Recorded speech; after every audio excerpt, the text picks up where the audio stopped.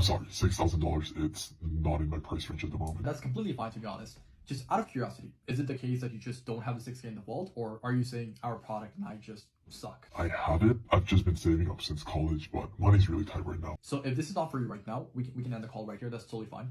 For feedback's sake though, would you do this if price was not a problem? Totally. So let's take a step back for a second and say we don't do this. What's the cost of not doing this and just continuing doing what you're doing for the next 6, 12, 18, 24 months? So my contract at my current job ends on May 1.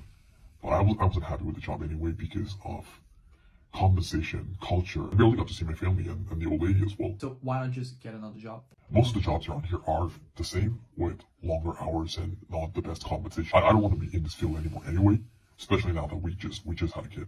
Oh, congratulations. Thank you. So the cost of not doing this is staying at the job where you're not getting paid what you want, you're working long hours, and you're barely getting to see your family and your newborn. Is that what you're saying? Yes, And if you had to live like that for the next few years, would you be okay with that? that's a nightmare. Can I share a different perspective with you? Sure. What I've noticed among a lot of successful people is that they adopt a way of thinking called second order consequence thinking, which is basically not only thinking about what happens next after you make a decision, but what happens after that, and so on. You told me what happens if you don't make a change. But let's think about that using second order consequence thinking. So what happens after all that? I don't know. I guess it'll suck because this is not what I plan on doing for the rest of my life. I don't want my kid to, grow up without a present father.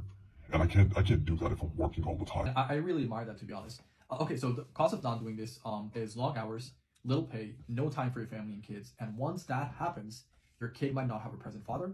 You don't get to spend more time with your wife. And if that happens for the next few years, your situation is just unbearable. It seems that way. And if you were having a conversation with the version of you that's already living in that unbearable scenario we just talked about, what would that version of you want you to do? Would he want you to make a change right here and now so that he doesn't have to end up there? Or just keep doing what you're doing? Tell me to make a change. And what does that mean for you in this scenario? Investing or not investing? It would be investing. You know what you should do, don't you? Do you guys have payment breakdowns I can do?